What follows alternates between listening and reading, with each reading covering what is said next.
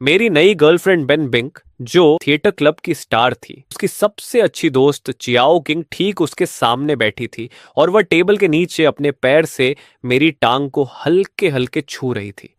फिर उसने धीमी आवाज में फुसफुसाकर कहा, मैं तुम्हारे नियमों का सम्मान करूंगी।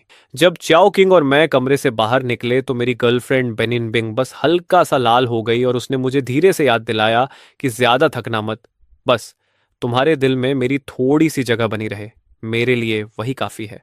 यह सब इसलिए हुआ क्योंकि 3 दिन पहले ही जॉम्बी अपोकलिप्स शुरू हो चुका था। स्टूडेंट काउंसिल का प्रेसिडेंट अजियान, जिसे जलन थी कि मेरी गर्लफ्रेंड पूरे कैंपस की सबसे खूबसूरत लड़की है, उसने मुझे जबरदस्ती बाहर जाकर खाना ढूंढने के लिए भेज दिया। यहां तक कि कैंपस की ब्यूटी लोरुयंट, जिसने 3 साल तक अजियान को पटाने की कोशिश की थी, उसने भी कहा कि मेरी शारीरिक सहन शक्ति अच्छी है और उसने भी अजियान के प्रस्ताव का समर्थन कर दिया। मेरी तरफ से बोलने वाली इकलौती इंसान, थिएटर क्लब की स्टार बेनिन बिंग को बाकी लोगों ने काबू करके अलग कर दिया।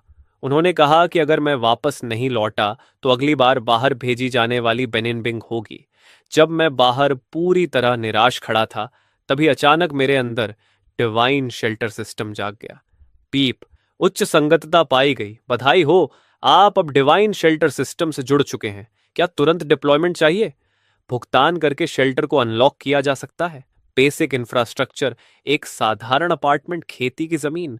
शेल्टर को अपग्रेड करने की शर्त, 10 लाख पॉइंट। मौजूदा लेवल पर सब कुछ अनलॉक किया जा सकता है।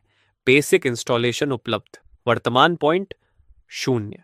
अगले ही सेकंड सिस्टम ने नोटिफिकेशन भेजा कि आप कीमती चीजों से अपने पॉइंट रिचार्ज कर सकते हैं।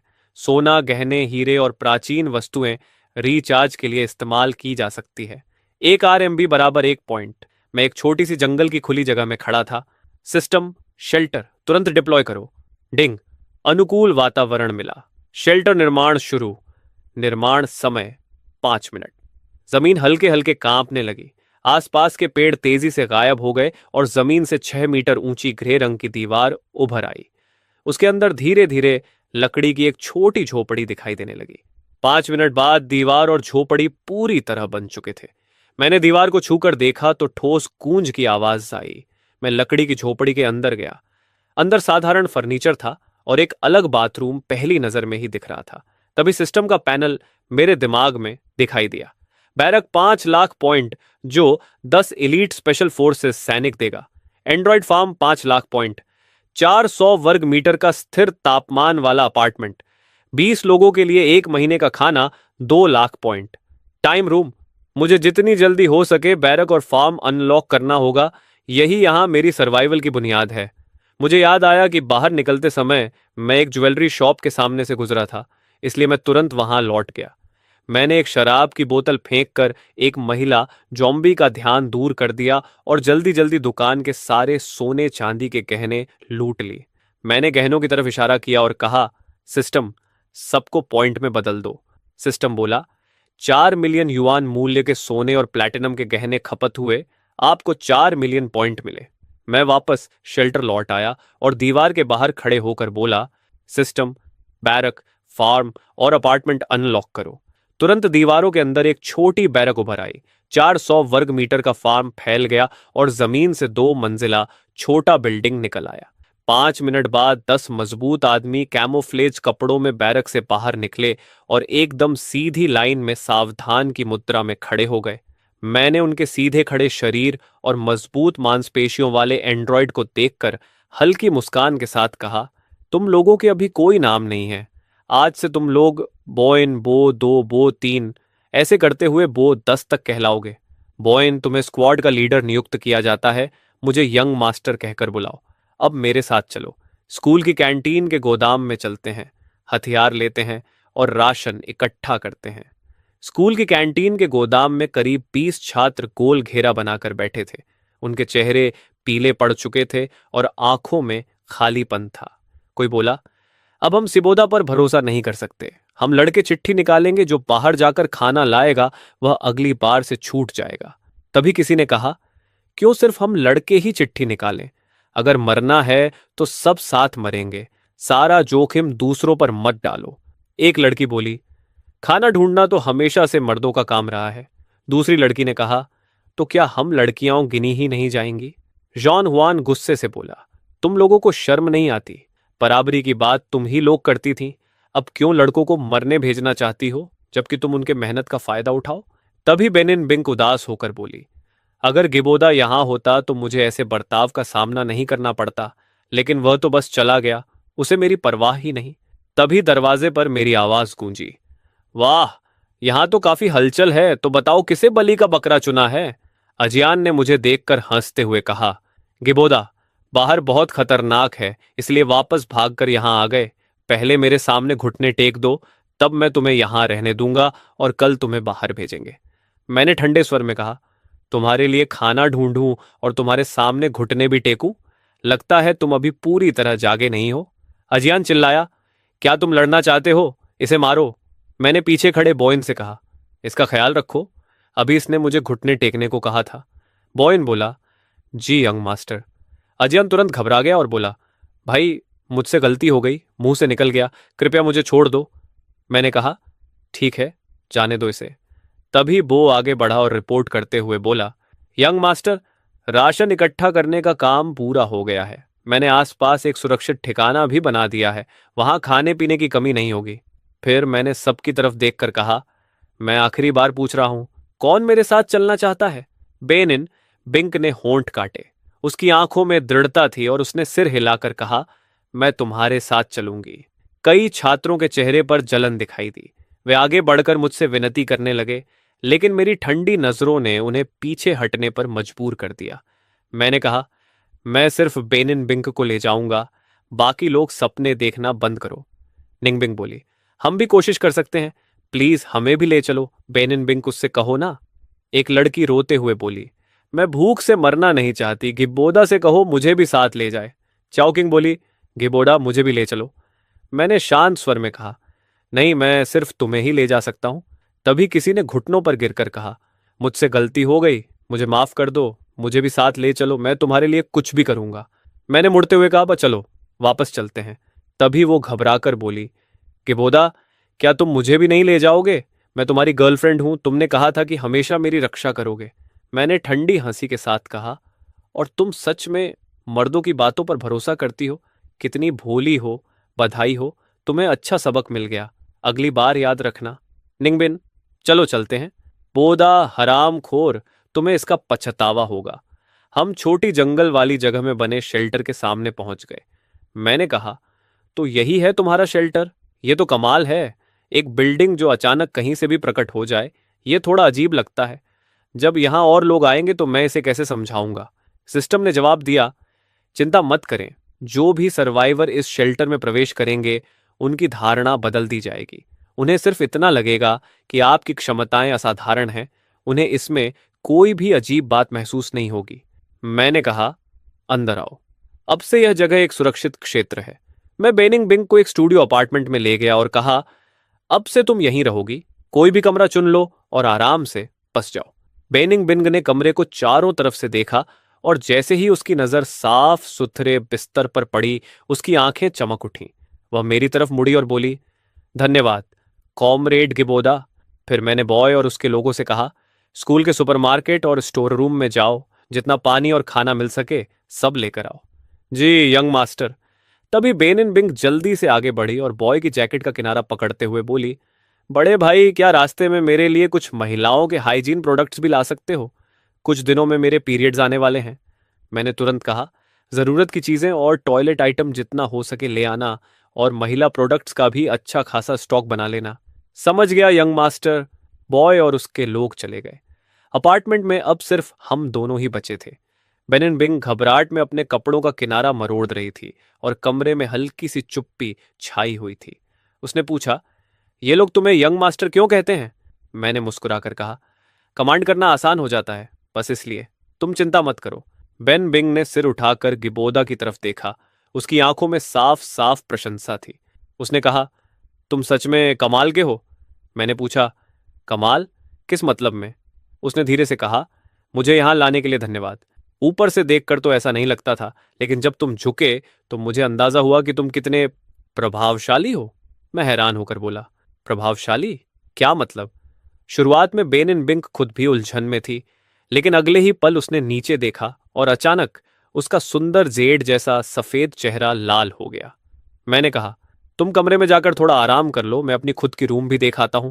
जैसे ही मैं जाने लगा, वह घबराकर बोली, गिबोदा, मत जाओ, मैं यहां अकेली हूं, मुझे थोड़ा डर लग रहा है। उसने चारों तरफ देखा और फिर शर्माते हुए अपना चेहरा अपने कॉलर में छिपाकर हल्की मुस्कान दे दी। शाम को बॉय और बाकी लोग खून से सने हुए वापस लौटे। उन्होंने कहा, यंग मास्टर, राशन लगभग 3 महीने के लिए काफी है और रोजमर्रा की जरूरत की सारी चीजें भी मिल गई हैं। रात के खाने के समय मैंने बेनिंग बिंक को एक सेल्फ हीटिंग हॉट पॉट दिया। खाते खाते उसकी आंखों में आंसू आ गए और वह बोली, मुझे अपने माता पिता की याद आ रही है। पहले हम परिवार के साथ हॉट पॉट खाना बहुत पसंद करते थे। मैंने शांत होकर कहा, अभी हमें बस जिंदा रहना है, तभी हमारे पास उन्हें फिर से ढूंढने का मौका होगा। बेनिंग बिंग ने सिर झुका लिया और धीरे से बोली, तुम यहीं रुक सकते हो? मुझे अकेले थोड़ा डर लगता है। उसे शेल्टर तक लाना मेरे लिए बस एक छोटा सा एहसान था। मेरा उसे किसी भी चीज के लिए मजबूर करने का इरादा नहीं था, लेकिन अगर वह अपनी मर्जी से मेरे साथ रहना चाहती थी तो मुझे ईमानदार होना था। मैंने कहा, मुझे तुमसे सच कहना होगा, मैं प्यार में बहुत वफादार रहने वाला इंसान नहीं हूं। उसने तुरंत जवाब दिया, अगर तुम मुझे छोड़कर नहीं जाओगे तो मुझे कोई फर्क नहीं पड़ता। बाहर चांदनी में हल्की ठंडी हवा चल रही थी और उस रात मैंने बेनिन बिंक के साथ विदेशी भाषा सीखते हुए रात बिताई। चौथे दिन सुबह हम दोनों अपार्टमेंट से हाथों में हाथ डाले बाहर निकले। बॉय और बाकी लोग तुरंत बोले, good morning master, good morning madam. लाल चेहरा लिए बेनिन बिंग मेरे सीने से सटकर खड़ी हो गई। मैंने कहा, आज हम शेंगू सुपरमार्केट की तलाशी जारी रखेंगे, उसे पूरी तरह खंगाल डालो। जी मास्टर। तभी बॉय और उसका ग्रुप वापस लौटते हुए दिखाई दिए और उनके पीछे 5 सर्वाइवर थे, 2 पुरुष और 3 महिलाएं। जब उन्होंने शेल्टर देखा तो हैरान होकर बोले, ये जगह तो बहुत सुरक्षित लग रही है, गोदाम से तो कहीं बेहतर है। गिबोदा ने भौहें सिकोड़कर बॉय की तरफ देखा। बॉय बोला, हम इन्हें सुपरमार्केट में मिले थे, ये जिद करके हमारे साथ यहां तक आ गए। मैंने उन लोगों से कहा, अगर यहां रहना है तो 2 नियम हैं। पहला, बिना बहस किए मेरे आदेश मानोगे। दूसरा, काम करना होगा और संसाधन काम के हिसाब से बांटे जाएंगे। उनमें से एक ने ताने से कहा, और क्या, हम सब लॉन्गिन यूनिवर्सिटी के स्टूडेंट हैं, हमें तुम्हारी बात क्यों माननी चाहिए? दूसरा बोला, हाँ, हम सब एक ही यूनिवर्सिटी के हैं, ऐसे नियम क्यों? मैंने ठंडे स्वर में कहा, इस शेल्टर का मालिक मैं हूं। ये दीवारें, ये राशन, ये सुरक्षा, सब मैं दे रहा हूं। अगर मंजूर है तो रहो, नहीं तो अभी निकल जाओ। मैं तुम्हें सोचने के लिए 10 सेकंड देता हूं, या तो चुपचाप रहो या अभी चले जाओ। एक आदमी गुस्से से बोला, क्या तुम हमें अपना गुलाम समझते हो? मैंने कहा, मतलब साफ है, पूरा आज्ञा पालन। फिर मैंने उन्हें ऊपर से नीचे देखा और ठंडे स्वर में कहा, लेकिन तुम्हारे जैसे शरीर वाले लोगों से मुझे कोई खास उम्मीद भी नहीं है। मैं इतना मजबूर नहीं हूं कि किसी को भी रख लूं। उनमें से एक लड़की बोली, यहां तो सुपरमार्केट से ज्यादा सुरक्षित है, वहां खाना जल्दी खत्म हो जाएगा। मैं अब जमीन पर नहीं सोना चाहती। 2 लोग बोले, हम भी रुकेंगे, लेकिन किसी भी बेकार आदेश को नहीं मानेंगे। मैंने तुरंत कहा, और किसने कहा कि मैं तुम्हें यहां रखूंगा? अभी जो तुमने कहा उसके बाद तुम मेरे शेल्टर में रहने के लायक नहीं हो। बॉय, इन दोनों को शेल्टर की सीमा से बाहर छोड़ आओ। जाते जाते उनमें से एक चिल्लाया, किबोडा, इतना घमंडी मत बनो। उसके बाद मैंने बाकी लोगों से कहा, अब काम का बंटवारा, शेल्टर की रोज सफाई और बॉय बाकी लोगों की राशन ढोने में मदद। वे तुरंत बोले, हाँ हाँ, चिंता मत करो, हम मेहनत से काम करेंगे। चौथे दिन सुबह मैं बेनिंग बिंग और 2 एंड्रॉइड सैनिकों को लेकर लड़कियों के हॉस्टल पहुंचा। हमने कॉरिडोर के सारे झोंपी साफ कर दिए। बेनाबिंग ने अपने कमरे का दरवाजा दिखाते हुए कहा, डार्लिंग, यही मेरा कमरा है। बेनिन बिंग ने अपनी निजी चीजें छांटनी शुरू की और अपने बैग में ब्यूटी प्रोडक्ट्स और लोलिता स्टाइल के कपड़े भरने लगी। मैं पास खड़ा इंतजार करता रहा। वह बोली, मैं अभी बस कुछ जेके और लोलिता आउटफिट ले लेती हूं, बाकी बाद में देखेंगे। मैंने कहा, ठीक है, बाद में हम शॉपिंग मॉल चलेंगे और तुम्हारे लिए और भी ढेर सारे कपड़े लेंगे, तब तुम अलग अलग स्टाइल ट्राई कर सकती हो। तभी एक एंड्रॉयड सैनिक बोला, यंग मास्टर, सामने वाले कमरे में कुछ सर्वाइवर हैं। मैंने कहा, पहले देखते हैं कि वे आदेश मानने को तैयार हैं या नहीं। अगर हाँ तो उन्हें हमारे साथ जुड़ने का मौका देंगे। सामने वाले कमरे के झोंबी खत्म करने के बाद हमें 4 लड़कियां मिली। उनमें से एक बोली, हम छत पर छिपे हुए थे और अब तक सिर्फ स्नैक्स खाकर किसी तरह जिंदा रहे। अब हमारे पास न खाना बचा है न पानी। शुक्र है कि हमें आप लोग मिल गए। एक्सियाओ किंग ने गिबोदा की तरफ देखा और कहा, गिबोदा, क्या हम तुम्हारे रेफ्यूज में शामिल हो सकते हैं? मैंने शांत होकर पूछा, क्या तुम लोग काम करने के लिए तैयार हो? पहले मैं नियम साफ बता देता हूं। यहां राशन काम के हिसाब से मिलेगा और मेरे आदेशों का 100% पालन करना होगा। मैं कोई बेकार या अनरीजनेबल मांग नहीं करूंगा। जो 3 लड़कियां कल आई थीं, वे भी ठीक से काम कर रही हैं। उन्होंने तुरंत कहा, हम मानते हैं। धन्यवाद साथी गिबोदा। दूसरी लड़कियों ने भी सिर हिलाकर कहा कि वे भी तैयार हैं। मैं उन 6 लड़कियों को रेफ्यूज में ले आया। वे चारों तरफ देखकर हैरान हो गईं। यह रिफ्यूज तो सच में कमाल का है और हमें बचाने के लिए चारों तरफ दीवार भी है। ये तो हमारी कल्पना से भी बेहतर है। मैंने बेनिंग बिंग से कहा कि सबको कमरे दिखाकर सेटल करवा दे और खुद डायरेक्टर के ऑफिस में लौट आया। सिस्टम की आवाज आई, डिंग, शेल्टर अपग्रेड के लिए जरूरी कंडीशंस पूरी हो चुकी हैं। मैंने बिना झिझक कहा, अपग्रेड। तुरंत नोटिफिकेशन आया, सिस्टम नोटिफिकेशन। 1 मिलियन पॉइंट्स खर्च हुए। अपग्रेड का समय 10 मिनट। फिर पूरे शेल्टर में अनाउंसमेंट हुआ, सभी रेजिडेंट्स ध्यान दें, कृपया अंदर ही रहें। शेल्टर अभी अपग्रेड हो रहा है, अपने कमरे से बाहर मत निकलें। अपग्रेड पूरा होने के बाद ही बाहर की एक्टिविटीज शुरू होंगी। लिंगबिंग उत्साहित होकर बोली, तुम्हारा बॉयफ्रेंड तो सच में बहुत पावरफुल है। मुझे तो इंतजार है अपग्रेड के बाद शेल्टर कैसा दिखेगा। मैं सिस्टम पैनल देखने लगा। शेल्टर लेवल 2 अनलॉक हो गया था और पानी बिजली सप्लाई की सुविधा खुल गई थी। अगले अपग्रेड की कंडीशन थी 10 मिलियन पॉइंट्स। उसी समय मैंने बॉय को आदेश दिया कि टीचिंग बिल्डिंग के साउथ एरिया में एक टीम लेकर जाए। वहां के वेंडिंग मशीन्स तोड़कर सारा कैश लेकर आए।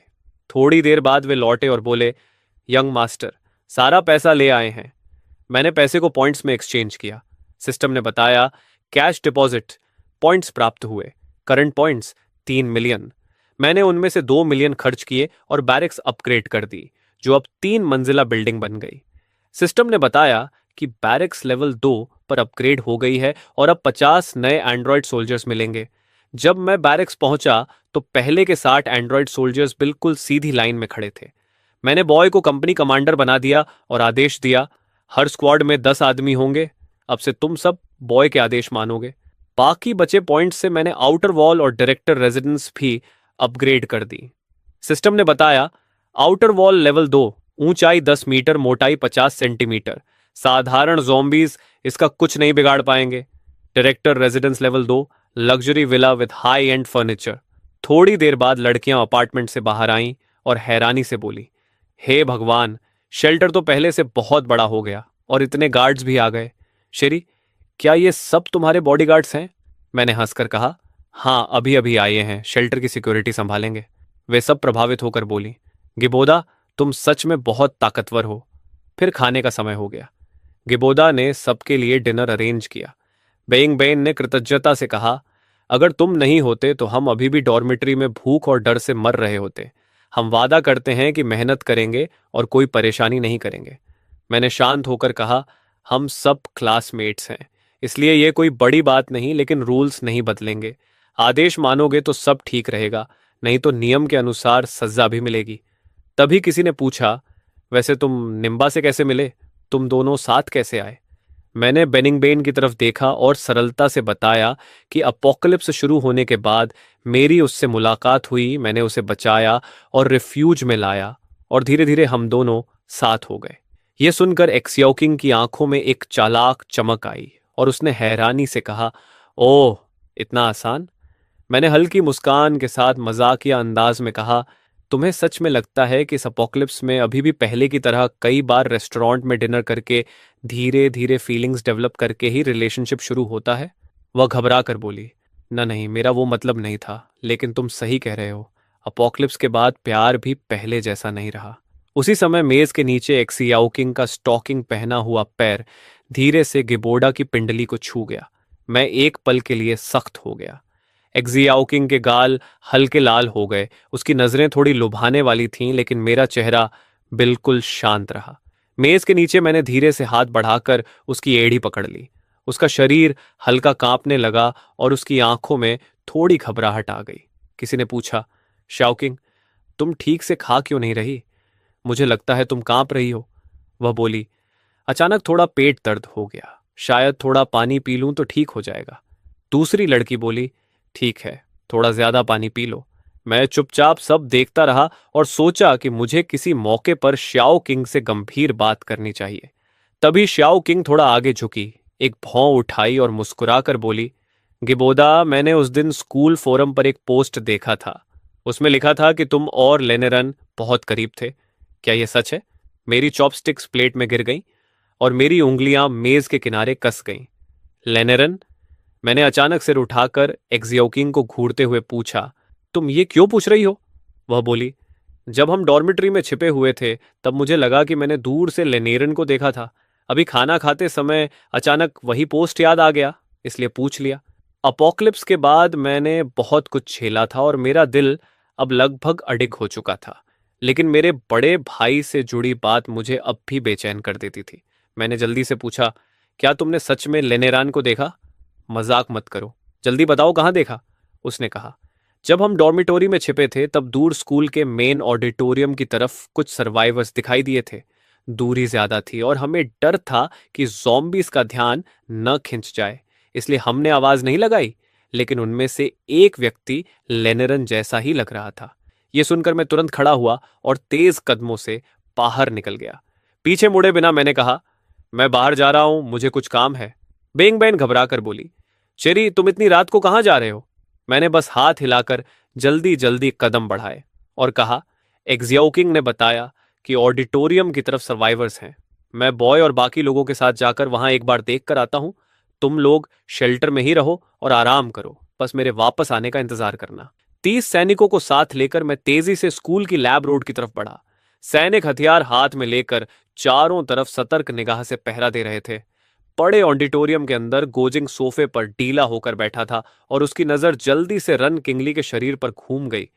उसने कहा कि यह सारा खाना और ड्रिंक मैं अपनी जान जोखिम में डालकर ढूंढ कर लाया हूं, तो क्या तुम्हें नहीं लगता कि तुम्हें मुझे थोड़ा आभार दिखाना चाहिए? रैन किंगली मुड़ी और शुक्सियोक्सी की तरफ देखा।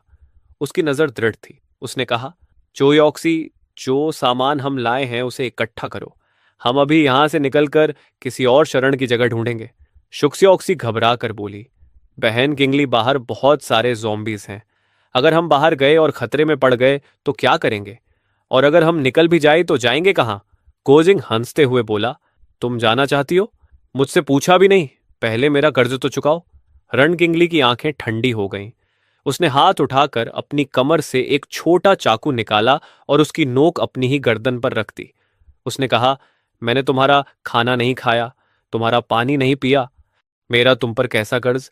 अगर मैं जाना चाहती हूं तो क्या मुझे उसका हक भी नहीं है? गोजिंग मुस्कुराया और बोला, मेरी प्यारी बड़ी बहन, अगर तुम मेरी औरत बन जाओ तो मैं तुम्हें ढेर सारा खाना दूंगा और तुम्हारी रक्षा भी करूंगा। मासूम और अनुभवहीन लड़कियां मुझे सबसे ज्यादा पसंद हैं। अगर तुम मेरे साथ रहोगी तो कसम से तुम्हें कभी पछतावा नहीं होगा। रैन किंगली ने तिरस्कार से कहा, पहले खुद को आईने में देखो। मेरी नजर में इस पूरे स्कूल में सिर्फ एक ही इंसान है जिसके लिए मैं अपनी मर्जी से खुद को समर्पित कर सकती हूं, और वह तुम बिल्कुल नहीं हो। यह सुनकर गोजिंग गुस्से और अपमान से चीख पड़ा। रण किंगली ने दुखी आवाज में कहा, मेरे छोटे भाई, काश मैं तुम्हें आखिरी बार देख पाती, कितना अफसोस है। तभी अचानक एक आवाज आई, नहीं बड़ी बहन नहीं। उसी समय बॉय आगे आया और अपनी दाहिनी हाथ से तेजी से एक चाकू फेंका। चाकू रैन किंगली की कलाई को छूता हुआ लगा। बॉय बोला, बहन किंगली, क्या सच में तुम हो? माफ करना, मैं देर से आया। मुझे पता नहीं था कि तुम स्कूल में हो। जब तक मैं यहां हूं कोई भी तुम्हें तंग नहीं करेगा। रैन किंगली और गिबोदा के हाथ एक पल के लिए कसकर जुड़ गए और हम जल्दी से बड़े ऑडिटोरियम से बाहर निकल आए। रैन किंगली के गालों पर अभी भी आंसू बह रहे थे, लेकिन उसके होठों के किनारे हल्की मुस्कान थी। गिबोदा की आंखें दृढ़ थीं और वह उसके पास ही रहकर उसकी रक्षा कर रहा था। शेल्टर के प्रिंसिपल ऑफिस में रैन किंगली की काली स्कर्ट का किनारा हल्के से हिल रहा था। उसकी शर्ट की आस्तीन मुड़ी हुई थी और उसकी आंखों में जिज्ञासा और प्रशंसा का मिश्रण था। उसने कहा, गिबोदा, क्या सच में यह शेल्टर तुमने बनाया है? यह बहुत बड़ा और शानदार है। मैंने कभी नहीं सोचा था कि तुम में इतना टैलेंट होगा। मैं मुस्कुराया और मेरी नजर प्यार से रैन किंगली पर ठहर गई। मैंने कहा, यह सब धीरे धीरे बनता गया। बाहर जो कमुफ्लाज यूनिफॉर्म में सैनिक खड़े हैं वे सब मेरे आदमी हैं। वे सब एलीट फाइटर्स हैं और उन्होंने मेरे लिए काम करना स्वीकार किया है। किंगली हैरानी से चारों तरफ देखने लगी। उसकी भौहें उठ गईं और आंखों में जिज्ञासा चमक उठी। उसने कहा, क्या सच में यह शेल्टर तुमने बनाया है? और बाहर जो सैनिक हैं वह सब क्या मामला है? मैं कुर्सी से टिककर हल्की मुस्कान के साथ बोला, मैंने अभी तो बताया कि यह शेल्टर मैंने ही बनाया है और मेरे आदमी यहाँ खास वजह से हैं। इन बातों में ज्यादा मत उलझो किंगली। मैं तो तुमसे यह पूछना चाहता था कि तुम तो राजधानी में बिजनेस कर रही थी, फिर अचानक स्कूल क्यों लौट आई? रैन किंगली ने उंगलियों से अपने बालों की लट हटाई और शरारती मुस्कान के साथ बोली, स्कूल ने पुराने छात्रों को एक इवेंट के लिए बुलाया था और मैंने तुम्हें पहले इसलिए नहीं बताया क्योंकि मैं तुम्हें एक सरप्राइज देना चाहती थी। मैं थोड़ा आगे झुका और समझते हुए मुस्कुराकर बोला, यानी मुझे सरप्राइज देने के लिए? अच्छा हुआ मेरी मुलाकात एक्सियाओ किंग से हो गई, वरना मैं तुम्हें मिस कर देता। रैन किंगली खिड़की की तरफ देखने लगी। उसकी आवाज थोड़ी हिचकिचाहट भरी थी।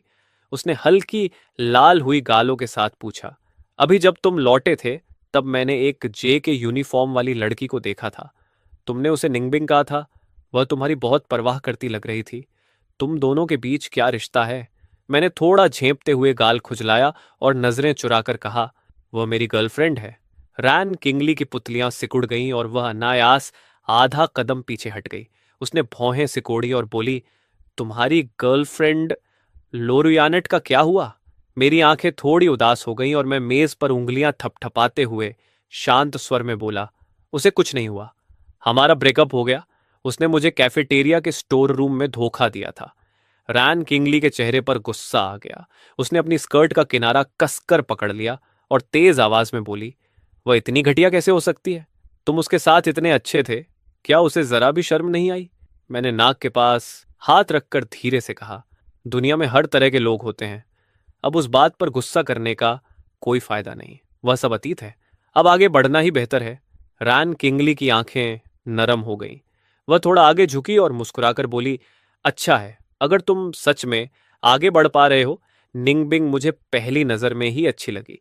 वह लुरुयंट से कहीं ज्यादा भरोसेमंद है। तुम दोनों अच्छे लगते हो। रान किंगली सिर झुकाकर अपने खुले कंधे को देखने लगी और मैं कुर्सी पर बैठा कुछ कहने में हिचकने लगा। कमरे में कुछ पल के लिए सन्नाटा छा गया। अचानक मैं खड़ा हुआ और कुर्सी के पैर जमीन पर घिसते हुए आवाज करने लगे। मैंने दृढ़ नजर से उसे देखा और कहा, किंगली, मुझे तुम पसंद हो। मैं चाहता हूं कि तुम मेरी गर्लफ्रेंड बनो और मेरे शेल्टर में रहो। मैंने तुम्हें पहले एक बार खो दिया था और मैं तुम्हें दूसरी बार खोना नहीं चाहता।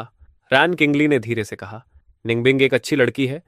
तुम्हें उसके साथ अच्छा व्यवहार करना चाहिए। मैं तुम्हारा प्रस्ताव स्वीकार नहीं कर सकती, लेकिन मैं वादा करती हूं कि मैं यहीं रहकर चुपचाप तुम्हें चाहूंगी, जैसे कोई दूर से तुम्हारी भलाई चाहता है और इस जगह को ईंट ईंट जोड़कर बनाने में तुम्हारी मदद करता है। मैं किसी रिश्ते को तोड़ने वाली नहीं बनना चाहती, लेकिन जिस इंसान से मैंने प्यार किया उसे पूरी तरह छोड़ भी नहीं सकती। इसलिए मैंने चुपचाप तुम्हारी रखवाली करने का फैसला किया है। तभी बाहर से आवाज आई, कौन है? चिंता मत करो, अब से मैं यहां हूं। कोई भी तुम्हें नुकसान पहुंचाने की हिम्मत नहीं करेगा। रैन किंगली थोड़ी झेंप कर बोली, आज रात शायद संभव नहीं है। मुझे अभी पीरियड्स चल रहे हैं। चिंता मत करो, अब मैं पूरी तरह तुम्हारी हूं। कुछ दिन इंतजार कर सकते हैं ना? अगर तुम सच में इंतजार नहीं कर सकते तो मुझसे हाथ जोड़कर विनती करो। शायद मैं तुम्हारी किसी और तरीके से मदद कर दूं। हाँ, अगर सच में तुम्हें इंतजार नहीं हो रहा तो मुझसे विनती करो। शायद मैं किसी और तरीके से भी तुम्हारी मदद कर दूं। ऑफिस के दरवाजे के सामने बॉयचन गंभीर चेहरे के साथ खड़ा था। उसने दरवाजे पर दस्तक दी। यंग मास्टर, जो मिशन आपने मुझे दिया था वो पूरा हो गया है। ऑडिटोरियम के सभी लोगों को वापस ले आया गया है। क्या आप अभी उनसे निपटना चाहेंगे या उन्हें कल छोड़ दूं? रैन किंगली ने ठंडे और साफ लहजे में कहा, उन्हें पहले बैरक में ले जाओ। मैं अभी थोड़ी देर में वहां पहुंचता हूं। मैं बोला, मैं भी तुम्हारे साथ चलूंगी। मैं पहले से ही इन सब चीजों की आदत डालना चाहती हूं। मैं सिर्फ सजावट बनकर नहीं रहना चाहती। आगे चलकर मैं तुम्हारी मदद करना चाहती हूँ। मैं रैन किंगली की तरफ मुड़ा। मेरी नज़र थोड़ी हिचकिचाहट भरी थी। तुम्हें साथ ले जाना, वहां हालात थोड़ा बेकाबू हैं। रैन किंगली की नज़र पक्की थी। उसने हल्के से सिर हिलाया। मैं संभाल सकती हूँ। मैं देखना चाहती हूँ कि तुम ऐसे हालात को कैसे संभालते हो। मिलिट्री कैंप में गोजिंग मजबूती से बंधा हुआ था और बार बार अपना सिर जमीन पर मार रहा था। उसका माथा लाल और सूझा हुआ था। गेबोदा, मैं तुमसे हाथ जोड़कर विनती करता हूं, मुझे छोड़ दो। मुझे अपनी गलती का एहसास हो गया है। अगर मुझे पता होता कि रान किंगली तुम्हारी सुरक्षा में है तो मैं उसे छूने की हिम्मत भी नहीं करता। मैं उनके सामने खड़ा था, हाथ पीठ के पीछे बंधे हुए, चेहरा ठंडा और बिल्कुल बिना भावना के। मैंने कहा, पक्का करो कि यही गोजिंग और उसके आदमी हैं। इन्हें ले जाओ और खत्म कर दो। पोगन झुक गया। जी यंग मास्टर। रण किंगली गिबोड़ा के पास खड़ी थी। उसकी नजर शांत थी और उसमें जरा भी भावना नहीं थी। तो यही है इस अपोक्लिप्स दुनिया में जीने का नियम। गिबोड़ा में पहले से ही एक नेता बनने की काबिलियत है। बाकी बचे सभी सर्वाइवर जमीन पर घुटनों के बल बैठे थे। डर के मारे कोई सिर उठाने की हिम्मत भी नहीं कर रहा था। मैंने ठंडे लहजे में कहा, अगर तुम इस शेल्टर में रहना चाहते हो तो दो नियम मानने होंगे। काम के बदले खाना और पानी मिलेगा और मेरे आदेशों का एक 100% पालन करना होगा। जिसे यह मंजूर नहीं, वो अभी जा सकता है। सब लोग तुरंत बोले, हम नियम मानने को तैयार हैं। कृपया हमें यहां रहने दीजिए चीफ। मैं और रान किंगली साथ साथ कमरे में दाखिल हुए। मैंने कहा, किंगली, जो मैंने अभी किया, क्या वो बहुत क्रूर था? रान किंगली ने सिर हिलाया। उसने हाथ उठाकर मेरे भौहों को हल्के से सीधा किया। नहीं, उन्हें वही मिला जिसके वो हकदार थे। ये अपोकलिप्स दुनिया खुद ही क्रूर है और एक असली नेता को लोहे जैसी सख्ती रखनी पड़ती है। मुझे नहीं लगता तुमने कुछ गलत किया। फिर रान किंगली एक कदम आगे बढ़ी। उसकी नजर में विनती थी। एक्शु, मैं सिर्फ दिखावे के लिए यहां नहीं रहना चाहती। क्या तुम मुझे शेल्टर के अंदरूनी प्रबंधन की जिम्मेदारी दे सकते हो? मैं तुम्हारे नियमों को और बेहतर बनाना चाहती हूं। मेरी आंखें चमक उठीं। मैंने मेज पर हाथ मारा। कोई समस्या नहीं। कल से शेल्टर का पूरा इंटरनल मैनेजमेंट तुम्हारे जिम्मे होगा। सच कहूं तो मैं भी सोच रहा था कि मुझे किसी मदद की जरूरत है। रैन किंगली की आंखें हल्की सी लाल हो गईं। उसने मेरा हाथ अपने हाथों में पकड़ लिया। मुझ पर भरोसा करने के लिए धन्यवाद, शू। तुम जो भी करना चाहो, मैं हमेशा तुम्हारी मदद के लिए रहूंगी। मैं कभी भी तुम्हें धोखा नहीं दूंगी। मेरी नजर थोड़ी शरारती हो गई और होठों पर हल्की मुस्कान आ गई। ठीक है, अब इतनी सीरियस बातें काफी हैं। तुमने कहा था कि मेरी किसी और तरीके से मदद करोगी। अब अपनी बात निभाने का समय आ गया है। रैन किंगली के गाल तुरंत लाल हो गए। उसने मेरे सीने पर हल्का सा मुक्का मारा। तुम्हें बस यही सूझता है? पहले मुझे मैनेजमेंट खत्म करने दो, फिर तुम्हें पता चल जाएगा। अगले दिन ऑफिस में रैन किंगली पूरी तरह प्रोफेशनल अंदाज में आई। उसके हाथ में कॉफी का कप था। एक्शु, मैंने तुम्हारे लिए कॉफी बनाई है। कल रात मैंने जो मैनेजमेंट के आइडियाज सोचे थे वो तुम्हें बताने आई हूं। मेरी नजर उसके लंबे पैरों और काले स्टॉकिंग्स पर टिक गई। किंगली, ये यूनिफॉर्म तुम पर सच में बहुत अच्छी लग रही है। तुम किसी बिजनेसमैन से भी ज्यादा खूबसूरत लग रही हो।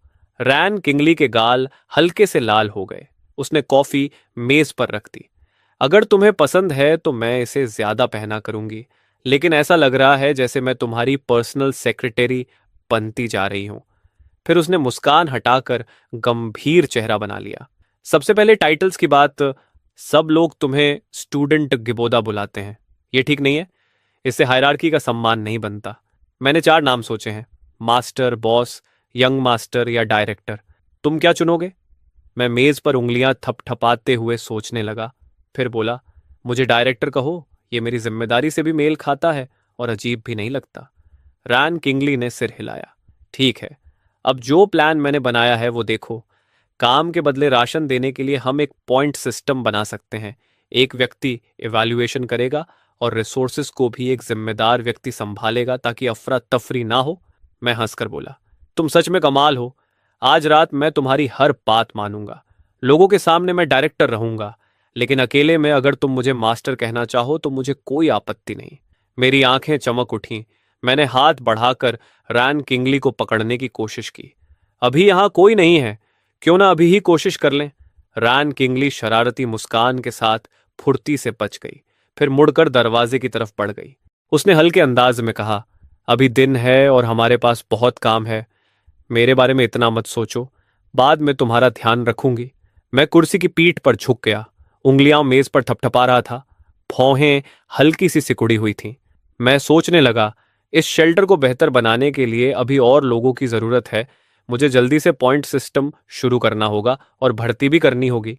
मैंने दरवाजे पर खड़े बॉय से कहा, बो, लोगों को दो टीमों में बांटो, दूसरी टीम राशन इकट्ठा करेगी, पहली टीम तुम लीड करोगे। जाओ और सोना गहने ढूंढ कर लाओ, सावधान रहना। वो झुक गया। चिंता मत कीजिए डायरेक्टर, हम यह काम जल्दी पूरा कर देंगे। थोड़ी देर बाद आराम के कमरे में बड़े बिस्तर पर मैं आधा नंगा आराम से लेटा था। बेनिन सिर्फ एक पतली सफेद रेशमी चादर में लिपटी हुई थी। उसके गाल लाल थे। मैं उसे कमर से पकड़े हुए बिस्तर के सिरहाने से टिक कर बैठा था। उसकी आंखों में नरमी थी और होंठों पर हल्की मुस्कान। उसने एक सिगरेट उठाई और मेरी तरफ बढ़ाई। मैंने सिगरेट ली। निंगबिंग ने लाइटर जलाकर उसे सुलगा दिया। मैंने एक कश लिया और धीरे धीरे धुआं बाहर छोड़ा। फिर मैंने उसकी तरफ देखा। क्या हुआ निंगबिंग? आज तुम कुछ खोए खोए से लग रहे हो। क्या तुम्हारा रुअंग सूजी के साथ भी ऐसा ही रिश्ता है? तुम लोग तो एक दूसरे को बहुत समय से जानते हो मेरे प्रिय। रुअंग सूजी हमारी बेस की जनरल डायरेक्टर है। वह बहुत ही काबिल है, जबकि मैं तो किसी काम की भी नहीं हूं। मैं तो बस तुम्हारे लिए एक बोझ हूं, है ना? जब से हमारी सीनियर रुअंग बेस में आई हैं, मैंने देखा है कि तुम पहले से ज्यादा खुश रहने लगे हो। तुम लोग एक दूसरे को इतने समय से जानते हो। मैंने शांत स्वर में कहा, हाँ, मैं हमारी सीनियर को बहुत समय से जानता हूं। उन्होंने हमारी बहुत मदद की है, इसलिए जो कुछ उन्होंने किया उसके लिए मैं दिल से आभारी हूं। लेकिन मेरी जान, तुम्हारा मेरे साथ होना मुझे एक ऐसी अंदरूनी शांति देता है जिसकी किसी से तुलना नहीं की जा सकती। तुम्हें बाकी लोगों के साथ भी अच्छे से रहना चाहिए, लेकिन मेरे दिल में सबसे महत्वपूर्ण तुम ही हो। उसने हल्के से सिर हिलाया और बोली, मैं तुम्हारी बात मानूंगी। मैं रुअंग सूजी के साथ अच्छे से रहूंगी। फिर उसने मुस्कुराकर कहा, मेरे प्रिय, चलो वहीं से शुरू करें जहां हम रुके थे। उसने धीरे से कहा, अगर तुम्हें मेरी जरूरत है तो मैं पूरी तरह तुम्हारी हूं। 3 दिन बाद ऑफिस में मैं सिस्टम पैनल को देख रहा था। मेरी आंखें हैरानी से चमक रही थीं।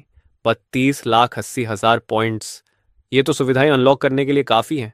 सिस्टम पैनल पर लिखा था, बिजली और पानी की सभी सप्लाई सुविधाएं अनलॉक हो गई हैं। रिप्रोडक्शन लेवल 2 सक्रिय। तभी ऑफिस का दरवाजा जोर से खुला। बड़ी मुसीबत हो गई है, हमारे 6 या 7 सैनिक घायल हो गए हैं। मैंने तुरंत पूछा, क्या हुआ? पूरी लड़ाई की रिपोर्ट दो। पो ने गंभीर आवाज में कहा, हम लोग एग्रीकल्चर फैकल्टी में बीज लेने गए थे। वहां हमें 3 मीटर ऊंचा एक म्यूटेंट जॉम्बी मिला, जिसकी ताकत बहुत ही खतरनाक थी। हम मुश्किल से बचकर निकल पाए। मैंने तुरंत आदेश दिया, 10 लोगों को शेल्टर की रखवाली के लिए छोड़ दो, बाकी सब इकट्ठा हो जाओ। मेरे साथ चलो, हम इसे खत्म करेंगे।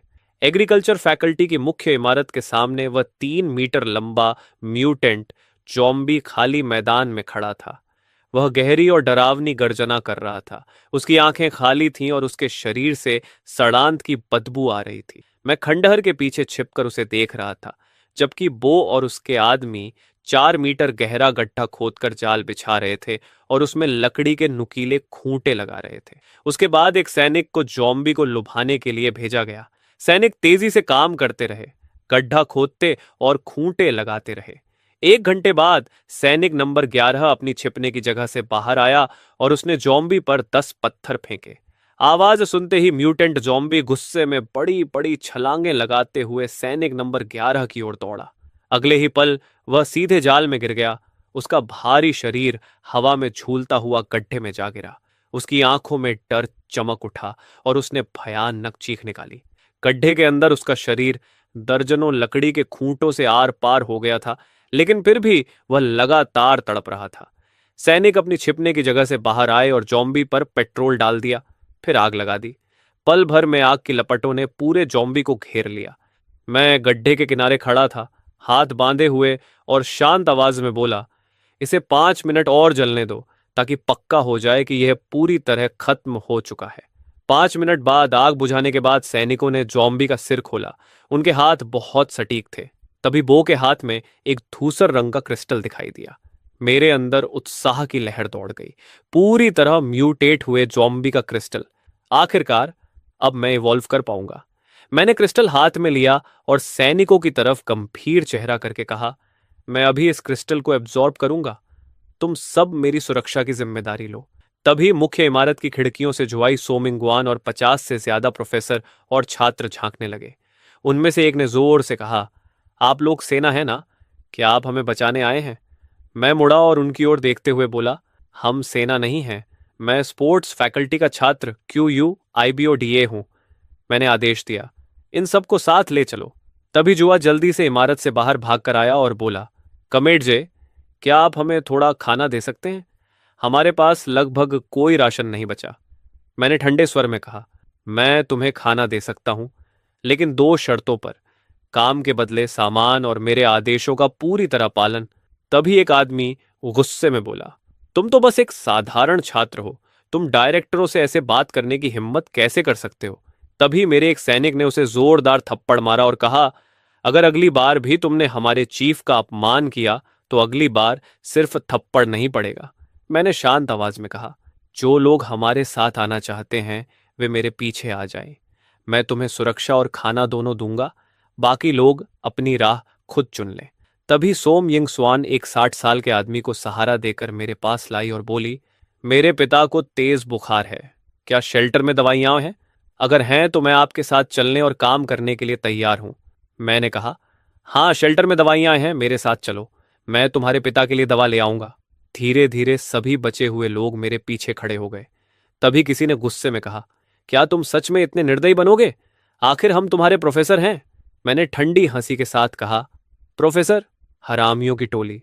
एग्रीकल्चर फैकल्टी के खंडहरों से मैं अपने सैनिकों और 36 बचे हुए लोगों के साथ शेल्टर की तरफ लौटने लगा।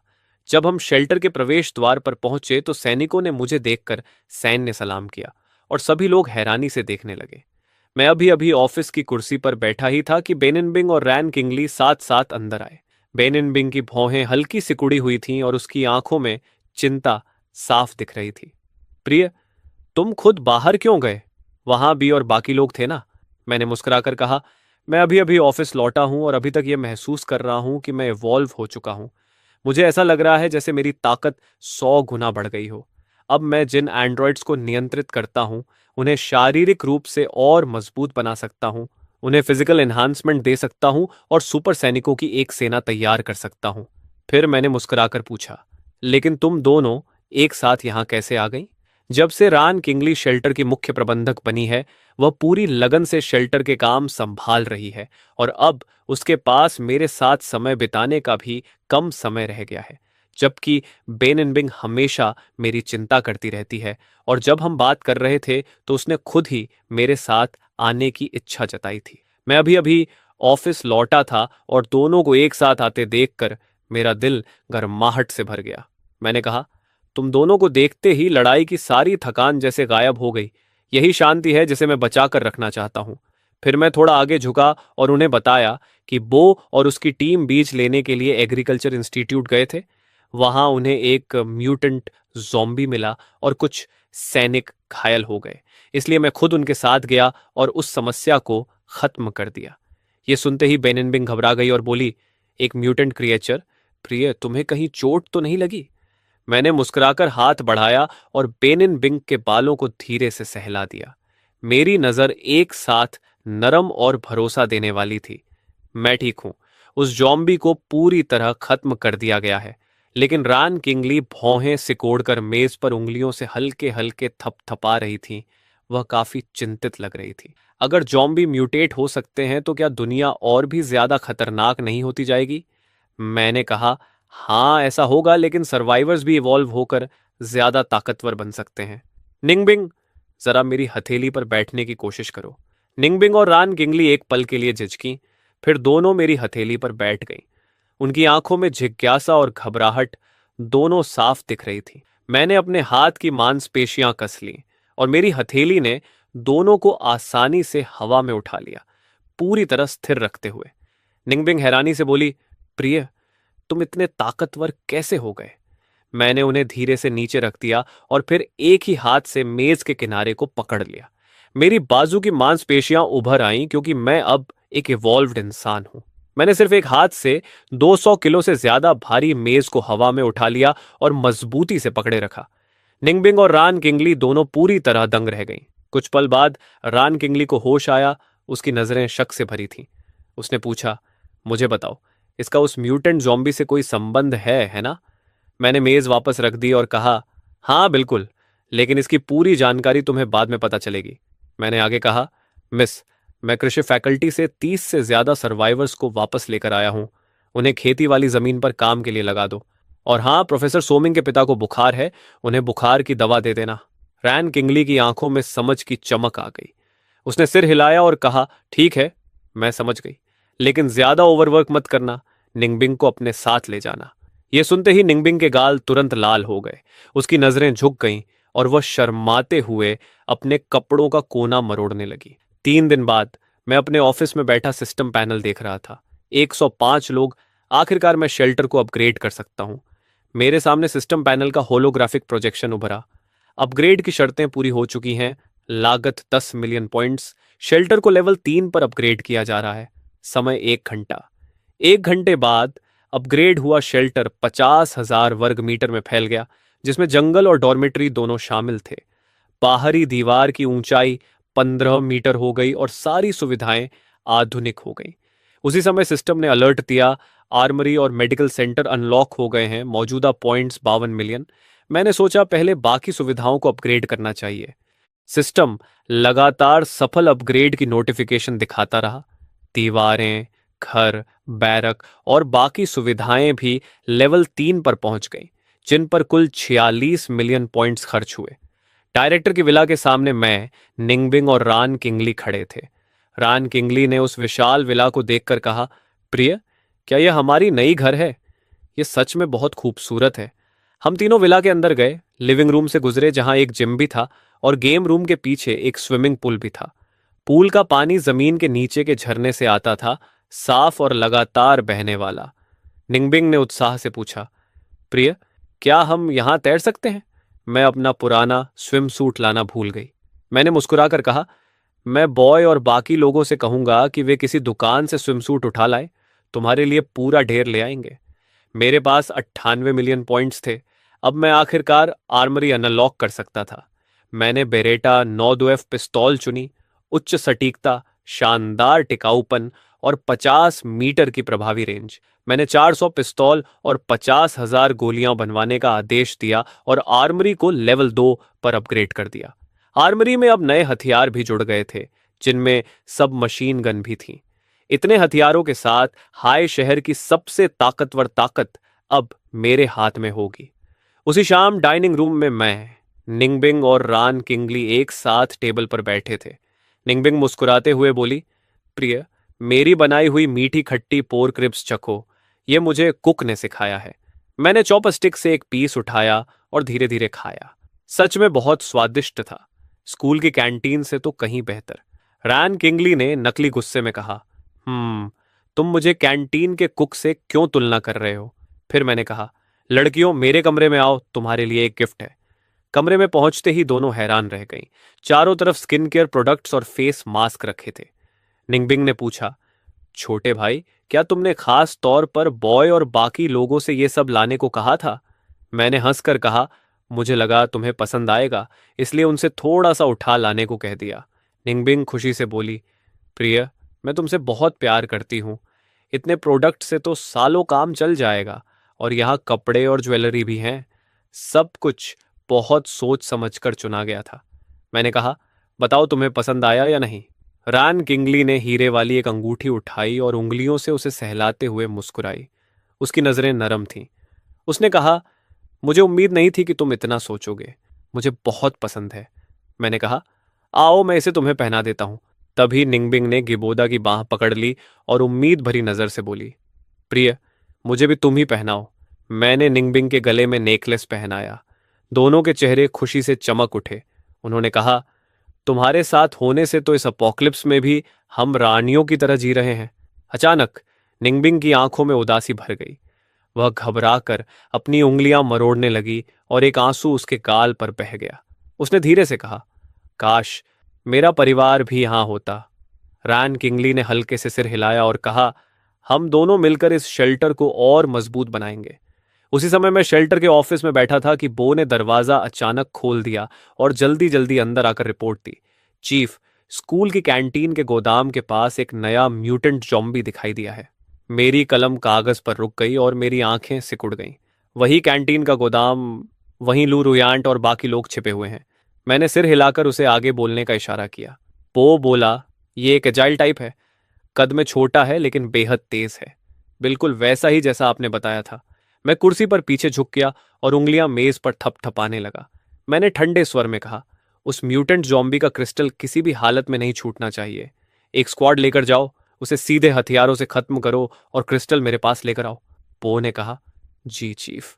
उसी समय कैंटीन के गोदाम के अंदर लोग चिल्ला रहे थे, उसे अंदर मत आने दो, एक भी दरार मत छोड़ो।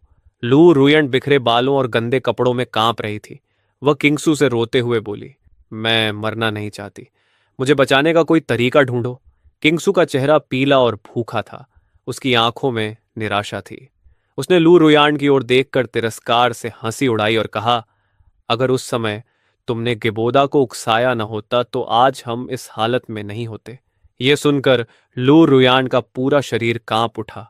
उसकी आंखों में आंसू भर आए। उस समय तुम सबने मिलकर उसे जबरदस्ती खाना ढूंढने के लिए भेजा था। मेरी ही गलती क्यों होगी?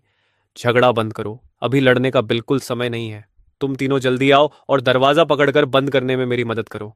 अब बिल्कुल आवाज मत करना, लगता है वह चला गया है। लुइयांत, तुम दूसरी मंजिल की खिड़की से जाकर देखो, चेक करो कि जॉम्बी सच में चला गया है या नहीं। मैं मैं जाने की हिम्मत नहीं कर पा रही। मैंने तुमसे बाहर जाने को नहीं कहा, बस खिड़की से झांक कर देख लो, जल्दी करो। लुईलॉन हिम्मत जुटाती है और लड़खड़ाते कदमों से दूसरी मंजिल की ओर बढ़ती है। तभी अचानक टिन की दीवार जोर से मुड़कर विकृत हो जाती है। धड़ाम! एक एजाइल म्यूटेंट जॉम्बी टिन की दीवार तोड़कर सीधे गोदाम के अंदर घुस आता है। वह चारों हाथ पैरों पर झुका हुआ एक डरावनी गुर्राहट निकालता है। उसकी नजर बेहद तेज और उसकी रफ्तार बिजली जैसी है। गोदाम के अंदर मौजूद सर्वाइवर्स डर के मारे हर दिशा में भागने लगते हैं। चारों तरफ चीखें गूंज उठती हैं, भागो! तभी एक सर्वाइवर को जॉम्बी पल भर में जमीन पर दबोच लेता है और उसका शरीर बेरहमी से चीर देता है। उसके चेहरे पर दर्द की भयानक शिकन जम जाती है। म्यूटेंट जॉम्बी फिर बाकी सर्वाइवर्स पर टूट पड़ता है। उसकी हरकतें बिजली की तरह तेज हैं। एओवन के पैर जवाब दे देते हैं। डर के मारे उसका शरीर कांपने लगता है और उसकी नजरें खाली हो जाती हैं। पास मत आना, पास मत आना। आह! तभी अचानक आवाज आती है, टारगेट मिल गया, तुरंत खत्म करो। एक सैनिक तेजी से आगे बढ़ता है और एक ही चमकती वार में अपने चाकू से जॉम्बी का सिर धड़ से अलग कर देता है। जॉम्बी का सिर दूर जा गिरता है और उससे एक ग्रे क्रिस्टल लुढ़क कर बाहर निकल आता है। सैनिक उसे उठाकर साफ करता है और कहता है, कमांडर, यहां अभी 3 महिला सर्वाइवर्स बची हैं, क्या आदेश है? तभी उनमें से एक घबरा कर बोल पड़ती है, आप लोग आर्मी से हैं ना, हमें बचाने आए हैं? सैनिक ठंडे स्वर में जवाब देता है, हम आर्मी नहीं हैं। उसकी आंखें सिकुड़ जाती हैं और अगले ही पल वह बो को पहचान लेती है। मैं तुम्हें पहचानती हूं, तुम जिन बोड़ा के आदमियों में से हो। मैं तुमसे हाथ जोड़कर विनती करती हूं, हमें शेल्टर ले चलो। मैं जिन बोड़ा से माफी मांग लूंगी, जो भी कहोगे करूंगी, बस हमें शेल्टर ले चलो। तभी सैनिक दूसरी लड़की की तरफ इशारा करके कहता है, इस इंसान को जॉम्बी ने काट लिया है, संक्रमण का खतरा है, इसे तुरंत खत्म करो। एओजिन को भीख मांगने का मौका तक नहीं मिलता कि चाकू पहले ही उसका गला काट देता है। उसकी आंखों में डर जम जाता है और उसका शरीर ढीला पड़कर जमीन पर गिर जाता है। यह देखकर क्विंक्सू डर से अपना हाथ मुंह पर रख लेती है। उसका पूरा शरीर कांप रहा है और आंसू उसके गालों पर बह रहे हैं। लुरुयंट अचानक बो के सामने दौड़कर आ जाती है और घुटनों के बल गिरकर रोते हुए कहती है, मैं तुमसे विनती करती हूँ, मुझे गिबोडा के पास ले चलो। मैं उसकी गर्लफ्रेंड हूँ, मुझे पता है मुझसे गलती हुई है, लेकिन वह मुझे जरूर माफ कर देगा। प्लीज मुझे अपने साथ ले चलो। बो ठंडे स्वर में आदेश देता है, इन तीनों सर्वाइवर्स को वापस ले चलो, डायरेक्टर खुद फैसला करेंगे। सैनिक आगे बढ़ते हैं, तीनों को उठाते हैं और उन्हें गोदाम से बाहर ले जाते हैं। बो ग्रे क्रिस्टल हाथ में लिए अपनी टीम के साथ वहां से निकल जाता है। गोदाम के अंदर अब सिर्फ लाशें और बिखरा हुआ मंजर रह जाता है। शेल्टर के प्रवेश द्वार पर लू रुयंट खड़ी है, उसके कपड़े फटे हुए हैं। वह हैरानी से कहती है, तो यही शेल्टर है, कितना भव्य है, तीनों बो के पीछे पीछे अंदर चली जाती हैं। अंदर सब लोग साफ सुथरे और अच्छे कपड़ों में हैं, जबकि मैं ही इतनी बिखरी हालत में हूं। डायरेक्टर के लिविंग रूम में मैं सोफे पर पैर क्रॉस करके बैठा हूं। बॉय, क्या तुम्हें पूरा यकीन है कि यह लू रुयंट ही है? बॉय तुरंत कहता है, डायरेक्टर, मुझसे गलती नहीं हो सकती। मैंने इसे पिछली बार कैंटीन के गोदाम में देखा था। ये वही है। लू रुयंट की आंखें लाल हैं, उसका चेहरा धूल से सना हुआ है, लेकिन वह खुद को बेहद दयनीय दिखाने की कोशिश करती है और रोते हुए कहती है कि बोदा, आखिरकार मैं तुम्हें फिर से देख पाई। मुझे पता है मुझसे गलती हुई थी। मैं पीछे झुककर तिरस्कार भरी मुस्कान के साथ कहता हूं, लेकिन मुझे तुमसे दोबारा मिलने की कोई इच्छा नहीं थी। पिछली बार गोदाम में मैंने सब कुछ साफ साफ कह दिया था। बॉय समझाते हुए कहता है, वह लगातार रोते हुए कह रही थी कि आप उसके बॉयफ्रेंड हैं, इसलिए हम अपनी तरफ से फैसला नहीं कर पाए और उसे यहां ले आए ताकि आप खुद तय करें। मैं ठंडे स्वर में कहता हूं, बो, इन तीनों को बाहर फेंक दो, जहां जाना है जाए, बस। लू रुयंट घबराकर रोने लगती है। गिबोदा, मैं तुमसे विनती करती हूं, मुझे मत निकालो। मुझे सच में अपनी गलती का एहसास है। हम इतने समय तक साथ रहे हैं। क्या तुम्हारे दिल में मेरे लिए अब कोई एहसास नहीं बचा? मैं कसम खाती हूं, अब से जो कहोगे वही करूंगी। कभी जिद नहीं करूंगी। प्लीज मुझे एक आखिरी मौका दे दो। मैं ठंडे स्वर में कहता हूं, सपने देखना बंद करो। हमारे रास्ते बहुत पहले ही अलग हो चुके हैं। खुशकिस्मत समझो कि मैं तुमसे बदला लेने नहीं आया। मैंने पहले ही बहुत रहम किया है। तभी दरवाजा खुलता है और रैन किंगली अंदर आती है। वह चारों तरफ देखकर हैरानी से पूछती है, ये सब क्या हो रहा है? यहाँ इतना हंगामा क्यों है? और ये तीनों इतनी बुरी हालत में क्यों हैं?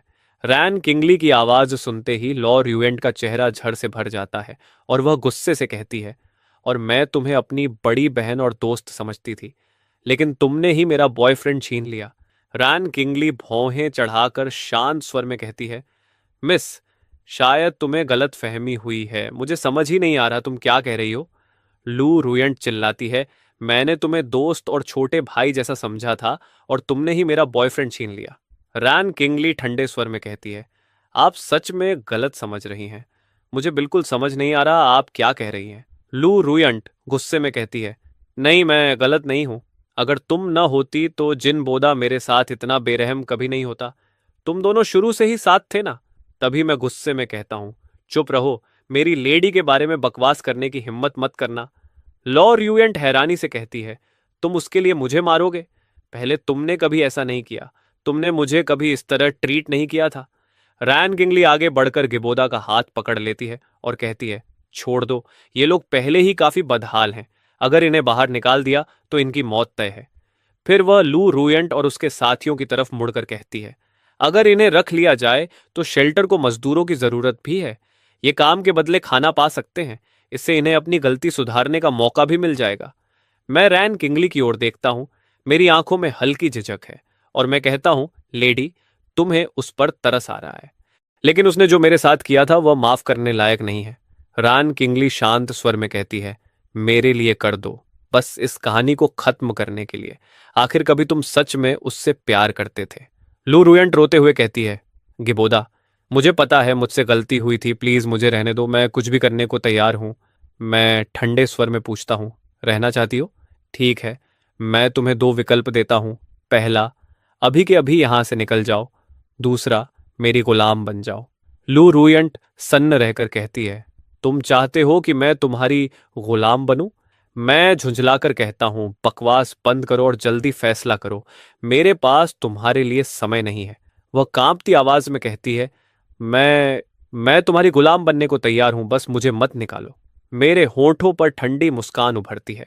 मैं हाथ बढ़ाकर लू रुयंट के सिर पर रख देता हूं और कहता हूं, जब तुमने गुलाम बनने का फैसला किया है तो फिर आज्ञाकारी बनकर रहना।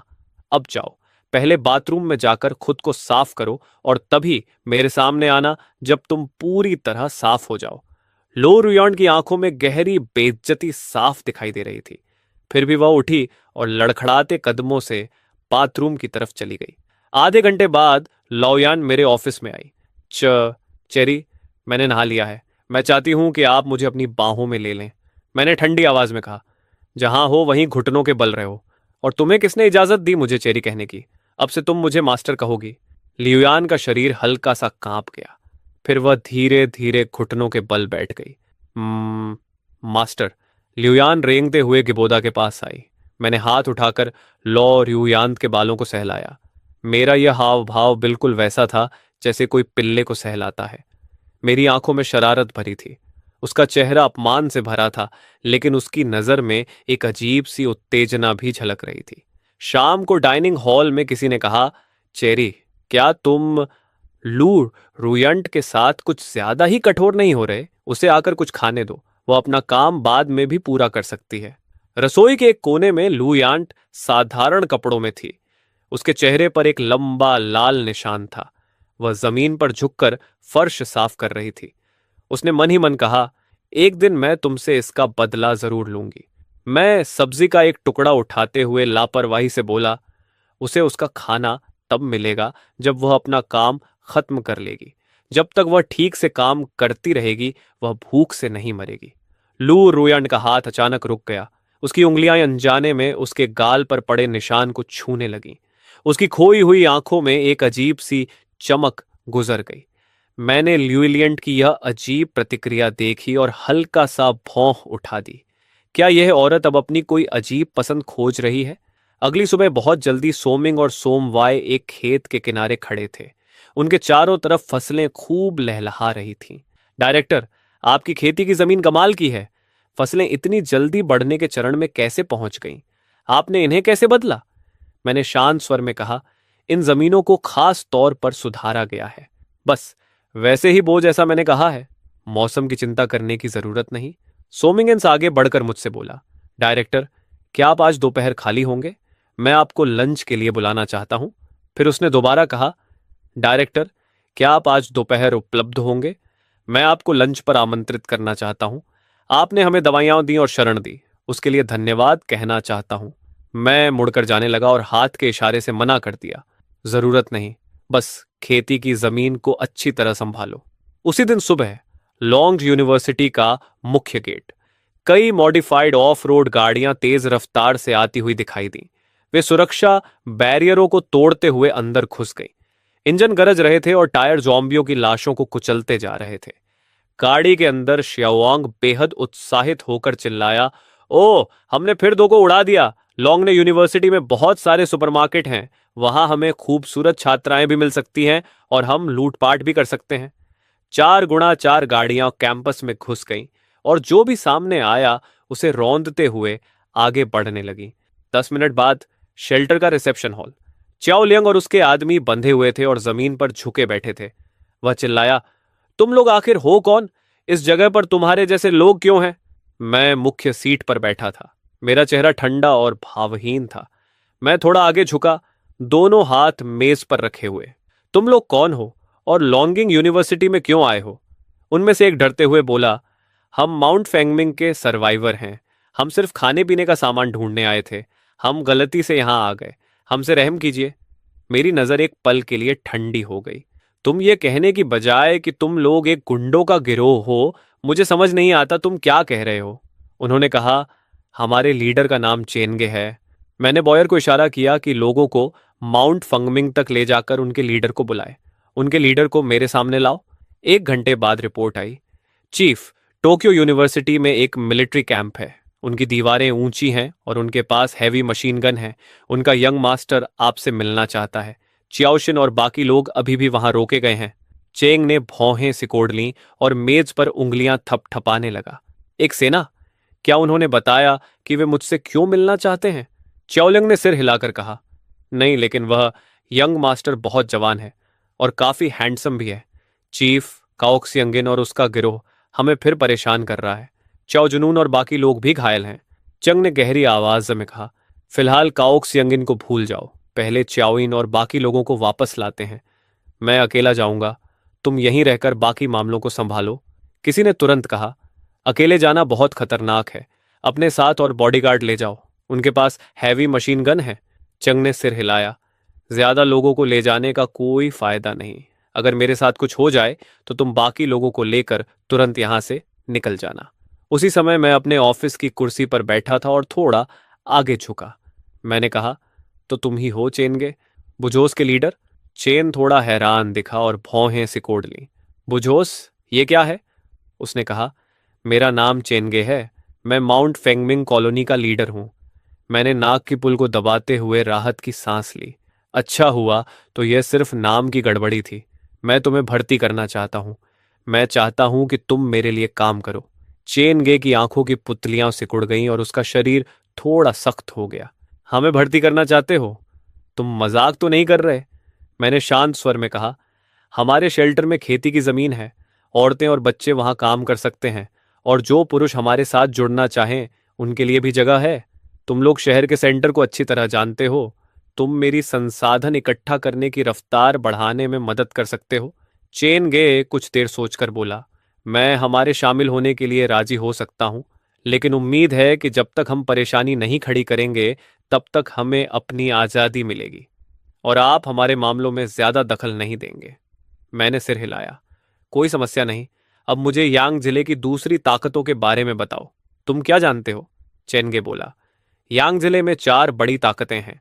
हमारे अलावा काओक्शुअन, जिन ब्याओ और कागूरा ग्रुप। काओक्शुआन एक रियल एस्टेट टाइकून है। उसने वो फिनिक्स क्लब पर कब्जा किया हुआ है। उसके पास 300 से 400 आदमी हैं। उसके काम पूरी तरह अपराधी हैं। वह लोगों को जॉम्बियों के चारे की तरह इस्तेमाल करता है। जिन ब्याओ ने गंदी डीलों से पैसा कमाया है। उसने तियानफू एस्टेट पर कब्जा किया हुआ है। उसके पास भी करीब 300 गुर्गे हैं और उसके पास ग्रेनेड भी हैं। उसने आसपास की औरतों को गुलाम बना रखा है। और कगूरा ग्रुप, उसका नेता स्केनन है और उसके पास 1200 से ज्यादा सर्वाइवर हैं। वह यांग जिले का सबसे बड़ा शेल्टर है।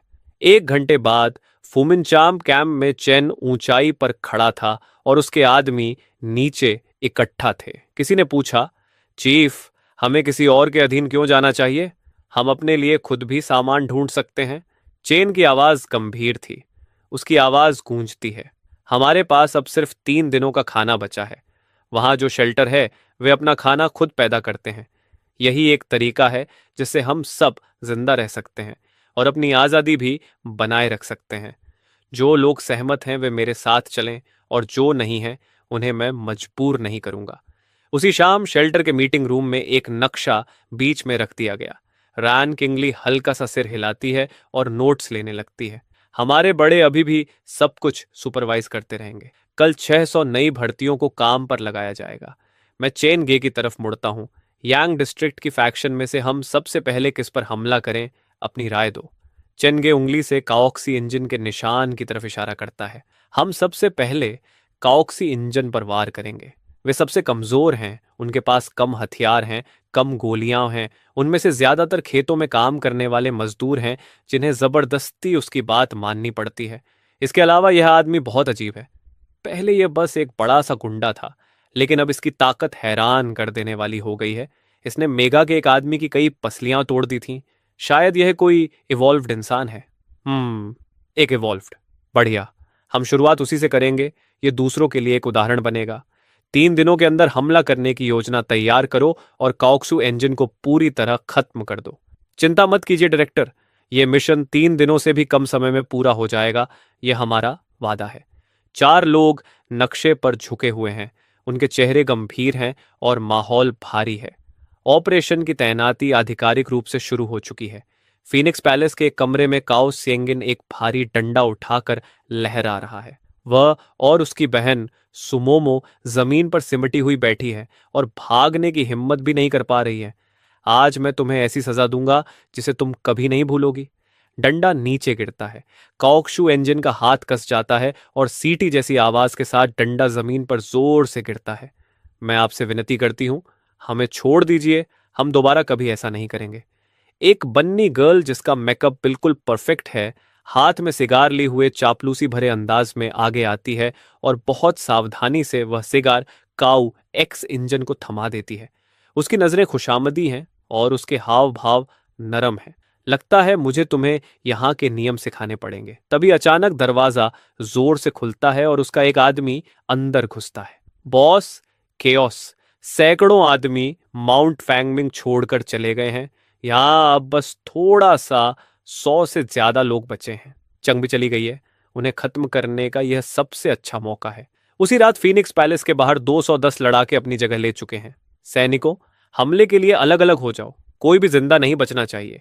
एक साथ दोनों किनारों से और पश्चिम की तरफ से हमला करो और मुख्य दरवाजे से भी अंदर घुसो। पीछे का दरवाजा और आसपास का इलाका घेर लो ताकि कोई भाग ना सके।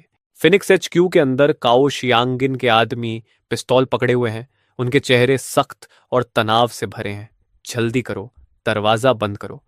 सैनिक अपनी राइफल उठाते हैं और गोलियां चलाना शुरू कर देते हैं। गोलियों की असली बारिश होने लगती है। गोलियों से छलनी होकर काओशियंग के आदमी जमीन पर गिर पड़ते हैं। काओशियंग के ऑफिस में वह घबरा कर कहता है, यह सेना कहां से आ गई? इनके पास इतने हथियार कैसे हैं? तभी ऑफिस का दरवाजा एक लात से तोड़ दिया जाता है। अपने हथियार फेंक दो, हाथ सिर के ऊपर रखो और घुटनों के बल बैठ जाओ। जो भी विरोध करेगा उसे तुरंत मार दिया जाएगा। काओक सियांगिन की टांगें जवाब दे देती हैं और वह तुरंत हाथ सिर पर रखकर घुटनों के बल बैठ जाता है। समय 15 मिनट, योजना से 5 मिनट ज्यादा लगे। ट्रेनिंग और कड़ी करनी पड़ेगी। अगले दिन शेल्टर के डायरेक्टर के ऑफिस में रिपोर्ट दी जाती है। मिशन पूरा हो गया है डायरेक्टर। काओक शुआनगिन पकड़ा जा चुका है। जिनी मिंग के योद्धाओं को बस हल्की खरोंचें आई हैं। काओ जांगिन जमीन पर घुटनों के बल बैठा है और मजबूती से बांधा हुआ है। लॉर्ड जियो, मैं आपको सब कुछ बता दूंगा। मैं आपसे विनती करता हूं, मुझे जिंदा छोड़ दीजिए। मैं थोड़ा आगे झुकता हूं और मेरी नजरें तेज हो जाती हैं। तुम इतने ताकतवर कैसे बने? क्या तुमने कुछ खास खाया था? जी, मैंने उन क्रिस्टल्स को खाया जो म्यूटेंट ज़ॉम्बीज के शरीर में मिलते हैं। मैं खुद को रोक नहीं पाया। एक इवॉल्व्ड इंसान भी बंदूकों के सामने झुक जाता है। कितनी शर्म की बात है। पौवी को गिबोदा से हल्का सा इशारा मिलता है। वह मुड़कर हाथ से संकेत देता है। काओक्स यंगिन का चेहरा सफेद पड़ जाता है। वह छूटने की कोशिश करता है और रहम की भीख मांगने लगता है। एक सैनिक उसके मुंह में कपड़ा ठूंस देता है। उसकी आंखें डर से भरी हुई हैं। मैं सिस्टम के नोटिफिकेशन पैनल को देखता हूं और बेहद उत्साहित हो जाता हूं। आखिरकार आबादी पर्याप्त हो गई है। अब मैं बवेजी लेवल तक अपग्रेड कर सकता हूं। अपग्रेड की सारी शर्तें पूरी हो चुकी हैं। 100 मिलियन पॉइंट्स खर्च होंगे। शेल्टर लेवल 4 में अपग्रेड हो रहा है। परिवर्तन की अवधि 12 घंटे। 12 घंटे बाद अपग्रेड हुआ शेल्टर अब 2,50,000 वर्ग मीटर तक फैल चुका है और पूरी लॉन्गिन यूनिवर्सिटी को घेर चुका है। चारों तरफ की दीवारें 20 मीटर ऊंची हैं और सारी सुविधाएं बेहतरीन तरीके से व्यवस्थित हैं। व्हीकल मैनेजमेंट सेंटर अनलॉक हो गया है। फार्म की मौजूदा आबादी 1,320 लोग है। Points 436 million. मैं कंट्रोल पैनल पर टैप करता हूं। पहले बैरेक्स और आर्मरी को अपग्रेड करो।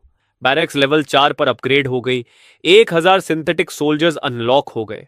आर्मरी लेवल 4 पर अपग्रेड हो गई। रॉकेट लॉन्चर और आर्मर्ड व्हीकल अनलॉक हो गए। बेसब्री से मैं बैरेक्स की तरफ दौड़ पड़ता हूं। 1,360 सैनिक लाइन में खड़े हैं और बो सबसे आगे खड़ा है। उसका चेहरा गंभीर और सम्मानजनक है। पुनर्गठन होगा। 3 पूरे बटालियन और एक रीइंफोर्स्ड बटालियन। पो को रेजिमेंट कमांडर के पद पर प्रमोट किया जाता है। शेल्टर के अंदर बचे हुए लोग ये सब देख रहे हैं।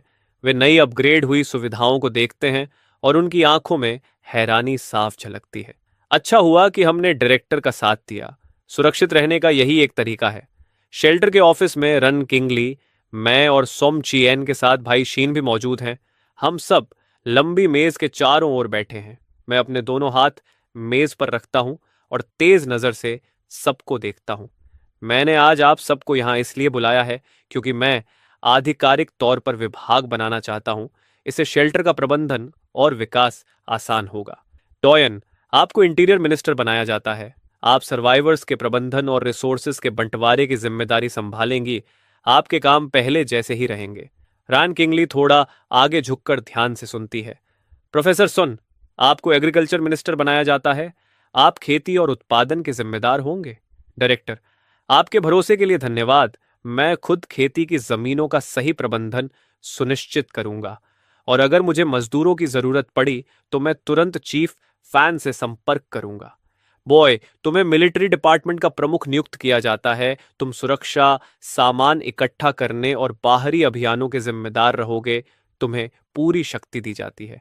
वो तेज और सटीक इशारे के साथ अपनी जिम्मेदारी स्वीकार करता है और उसकी आंखों में दृढ़ संकल्प दिखता है। भाई चैन, तुम्हें ट्रांसपोर्ट मैनेजमेंट डिपार्टमेंट का प्रमुख बनाया जाता है। तुम वाहनों के प्रबंधन और मिशनों की तैनाती की जिम्मेदारी संभालोगे। इस क्षेत्र में तुम्हारी टीम सच में एक्सेल करती है। चूंकि डायरेक्टर मुझ पर भरोसा करता है, मैं उसे निराश नहीं करूंगा। वाहनों से जुड़ी हर चीज की पूरी जिम्मेदारी मैं खुद लूंगा। मीटिंग खत्म होने के बाद एक्जियाओ किंग दरवाजे पर खड़ी रहती है। वह घबराहट में अपने कपड़ों का कोना मसल रही होती है। उगा, क्या तुम खत्म कर चुके हो? क्या मैं अंदर आ सकती हूँ? गया, क्या तुम्हारा काम खत्म हो गया? क्या मैं अंदर आ सकती हूँ? अगर कोई बात है तो अंदर आओ और सीधे कहो। मैं अपना काम बदलना चाहती हूँ। खेत का काम सच में मुझे सूट नहीं करता। मैं आपके पास काम करना चाहती हूँ। मुझे कपड़े धोना और खाना बनाना आता है, और मैंने खुद से मसाज करना भी सीखा है। अगर आपको आपत्ति ना हो तो आप मुझे एक मौका देकर देख सकते हैं। कपड़े धोने और खाना बनाने की जरूरत नहीं है, लेकिन मसाज के लिए कोशिश की जा सकती है। अगर तुम इसमें अच्छी निकली तो तुम मेरे पास ही रहोगी। धन्यवाद।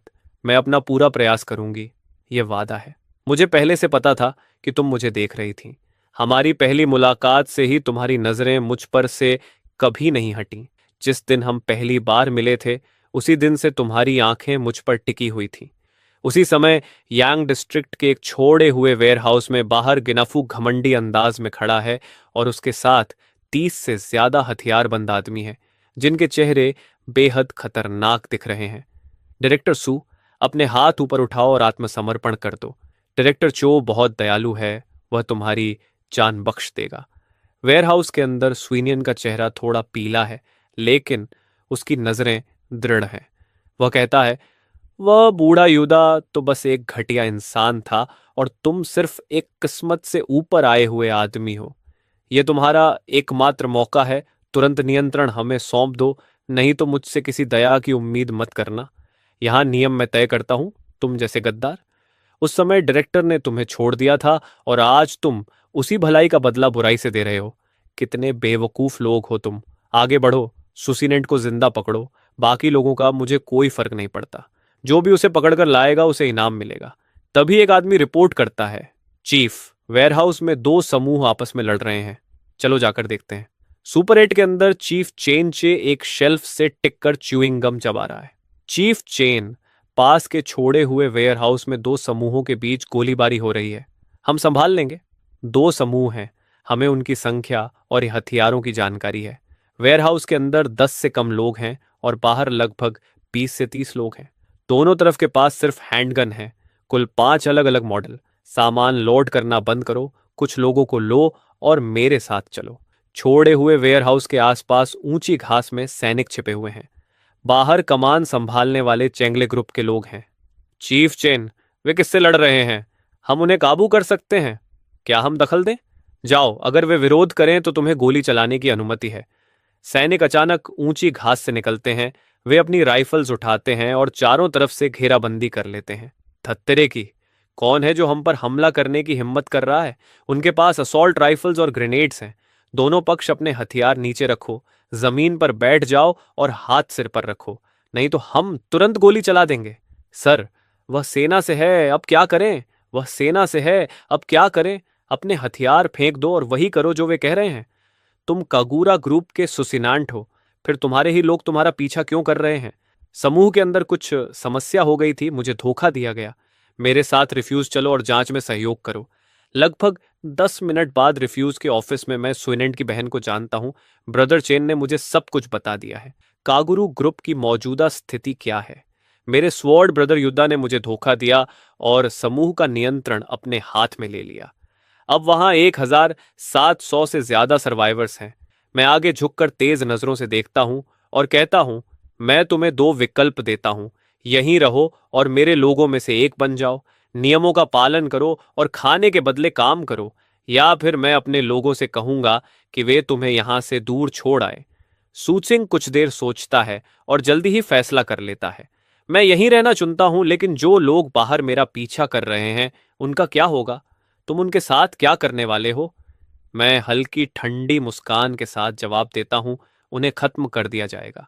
वैसे भी मैं पहले से कगुरा ग्रुप को अपने अंदर मिलाने का इरादा रखता था। यह पहले से ही अस्थिर लोगों को हटाने का सही मौका है। अगर आप मुझ पर भरोसा करें तो मैं आपकी मदद कर सकता हूं। इसकी जरूरत नहीं है। उन्हें संभालने के लिए मुझे तुम्हारी मदद नहीं चाहिए। तभी ऑफिस का दरवाजा धीरे से खुलता है। अरे नौजवान, मैंने सुना है कि तुम प्रेसिडेंट सुइनियन को यहाँ लेकर आए हो।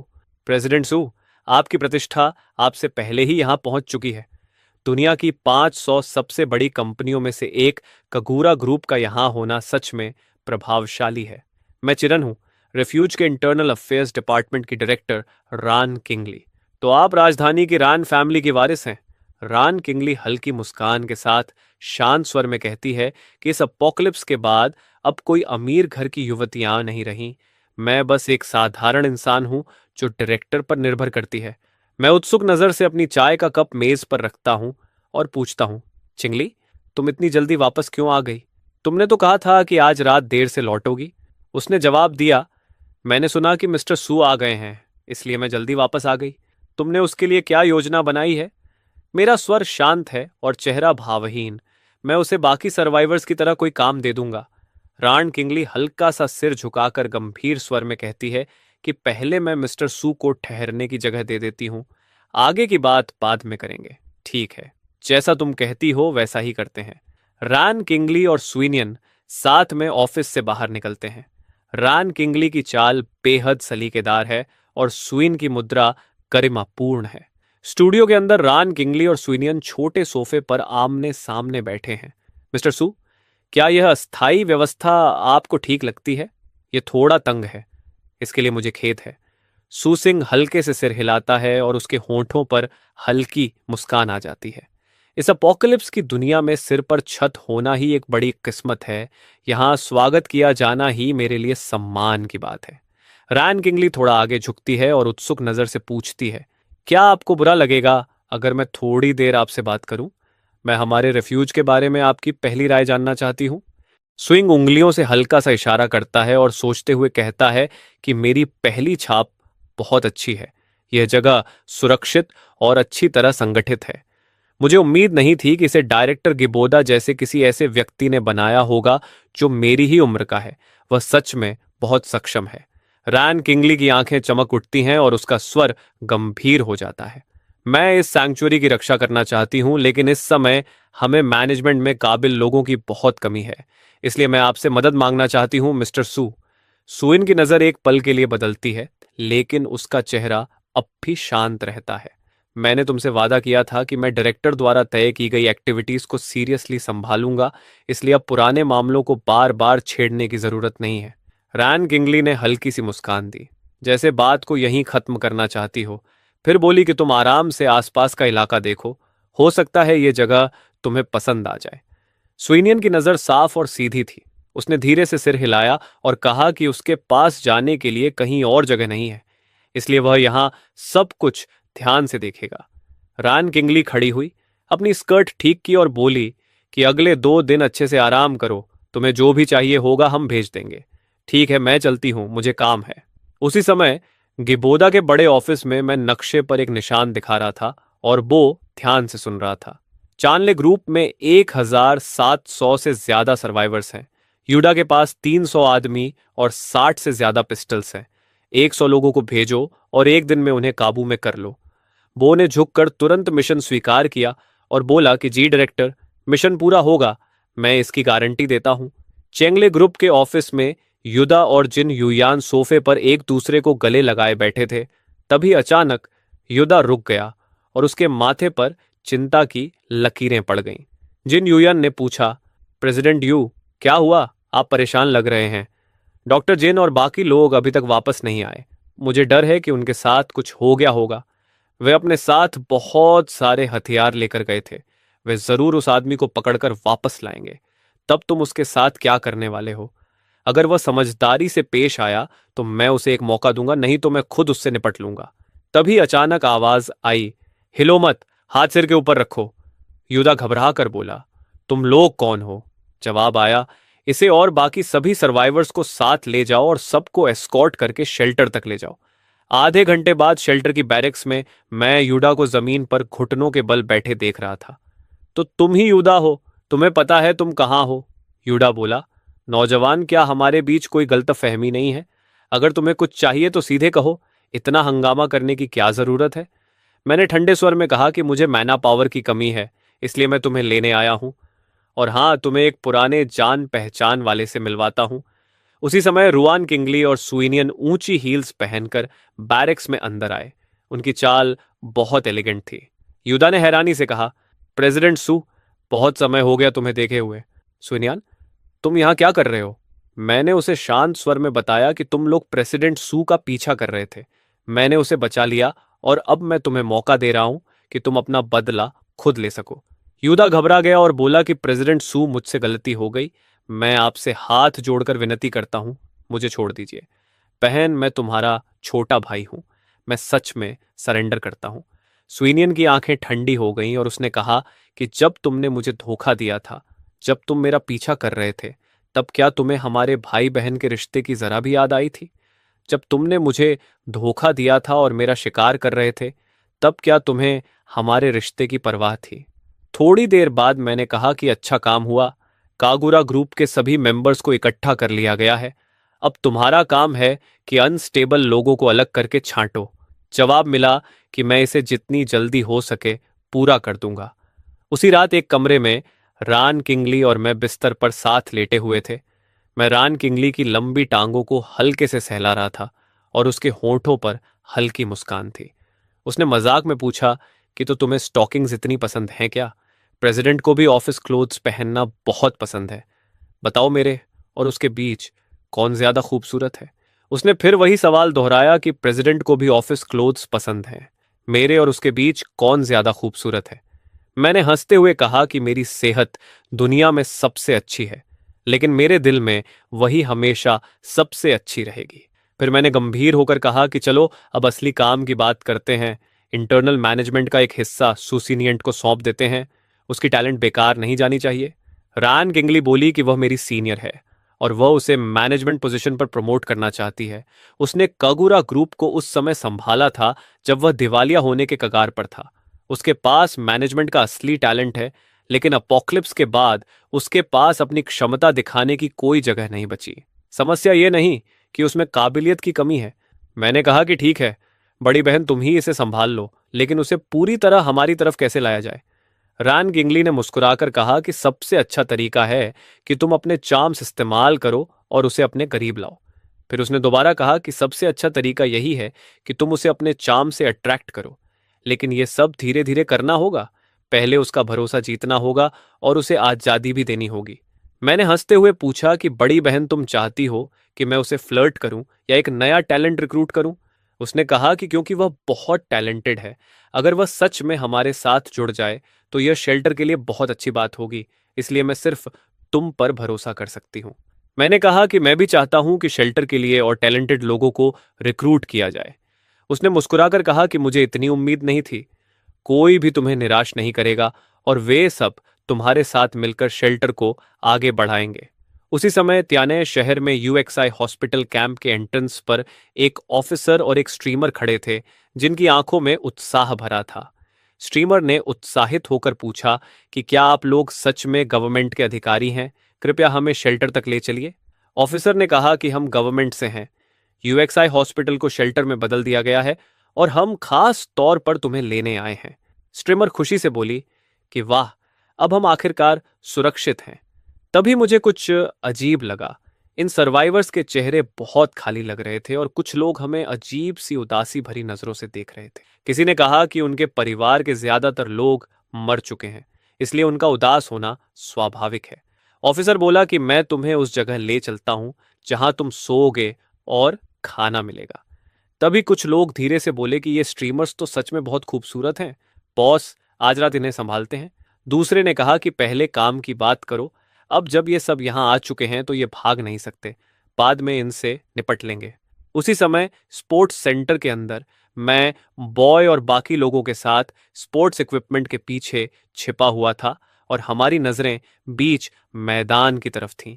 मैं उस म्यूटेंट जॉम्बी से नजर नहीं हटा रहा था। बो ने डायरेक्टर की तरफ देखा, जैसे पूछ रहा हो कि क्या टारगेट को अभी खत्म कर दे। मैंने होंठ भींचकर दृढ़ आवाज में कहा कि शुरू करो।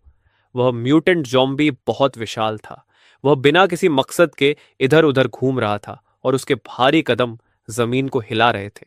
तभी आसमान से करीब 10 गोल ग्रेनेड्स नीचे गिरे।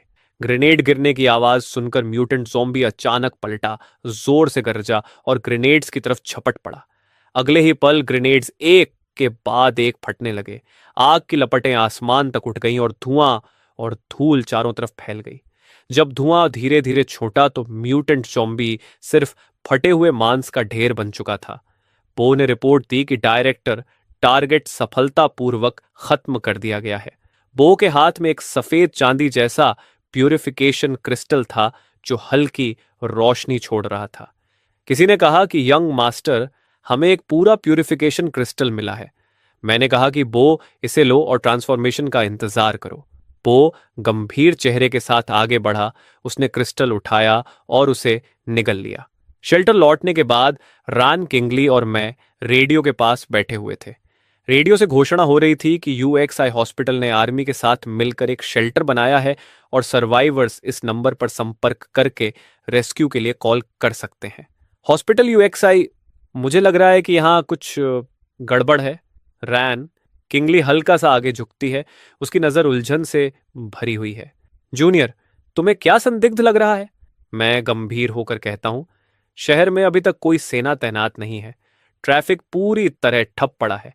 ऐसे में यह नामुमकिन है कि आधिकारिक बचाव दल सबसे पहले यहां पहुंच जाए। यह बहुत बड़ी कोइंसिडेंस है। तभी कोई जल्दी से आकर कहता है, डायरेक्टर, खेती वाली जमीनों पर समस्या हो गई है। मंत्री सोम गिर पड़े हैं और बेहोश हैं। मंत्री सोम के कमरे में सोमयन बिस्तर के पास झुकी हुई है। रोते हुए अपने पिता का हाथ कसकर पकड़े हुए कह रही है, पापा, मैं आपसे विनती करती हूं, जाग जाइए। फिर वह घबराकर पूछती है, डॉक्टर वांग, आखिर इन्हें हुआ क्या है? डॉक्टर वांग थोड़ा झेंपते हुए अपने हाथ मलते हैं और कहते हैं, इनके पेट के दर्द और कोमा के कारण काफी जटिल है। हमारे पास जांच करने का सही इक्विपमेंट नहीं है, इसलिए मैं कोई डायग्नोसिस नहीं दे सकता।